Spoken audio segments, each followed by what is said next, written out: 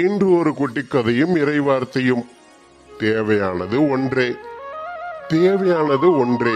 மரியாள் தன்னை விட்டு எடுபடாத நல்ல பங்கை தெரிந்து கொண்டாள் என்றார். லூக்கா 10:42.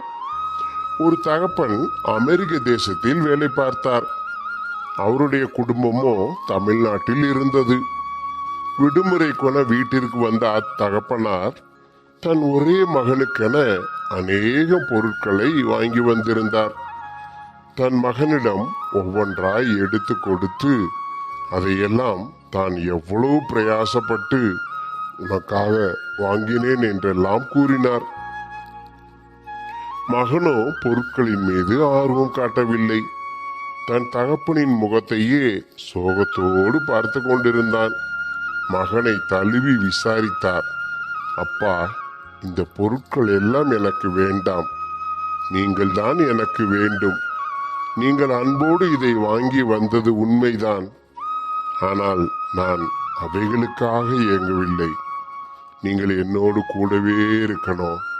என்னை பள்ளியில கொண்டு போய் விடணும். நான் உங்க மடியில உட்கார்ந்து ஹோம்ஒர்க் செய்யணும். உங்களுடன் விளையாடணும். அதுதான் என்னை ஆசையா இருக்கிறது என்றான். இதை வேதத்தில் ஒரு சம்பவத்தோடு ஒப்பிடலாம். பெத்யானியாவில் மார்த்தாள், மரியாள் என்ற இரு சகோதரர்களின் வீட்டிற்கு இயேசு கிறிஸ்து வந்தார். மார்த்தாள் பல வேலைகளை செய்து கொண்டிருந்தாள்.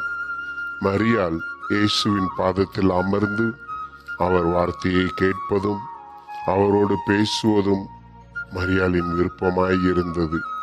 ஆனால் மார்த்தாள் வேலை செய்து சோர்வுற்று இயேசுவிடம் போய் தான் தனி ஒருத்தியாக நின்று கஷ்டப்பட்டு வேலை செய்கிறேன் என்று புலம்புகிறாள்.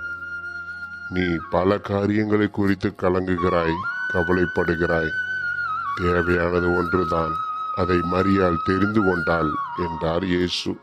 கிறிஸ்துவுக்குள் பிரியமானவர்களே, உலகத்தில் வாழுகின்ற மகன் தன்னுடைய தகப்பன் எவ்வளவு பொருட்கள் வாங்கி வந்தாலும் தகப்பனுடைய அன்பை தான் எதிர்பார்க்கிறான். இதே போல உங்களையும் என்னையும் படைத்த ஆண்டவர் எதிர்பார்ப்பு என்ன தெரியுமா?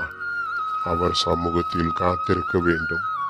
நாம் எவ்வளவு காணிக்கை கொடுத்தாலும், பிறருக்கு உதவி செய்தாலும், ஊழியம் செய்தாலும் நாம் அவரோடு அமர வேண்டும். நேரம் செலவு பண்ண வேண்டும். ஆம், நாம் அவர் பாதத்தில் காத்திருப்போம். சமாதானத்தையும் சந்தோஷத்தையும் பெற்றுக்கொள்வோம். தொடர்ந்து இது போன்ற கதைகளையும் இறை வார்த்தைகளையும் கேட்பதற்கு நம் ஜீசஸ் லீட் சேனலை சப்ஸ்கிரைப் செய்ய மறக்காதீர்கள். கர்த்தர் உங்களை ஆசீர்வதிப்பாராக. ஆமென்.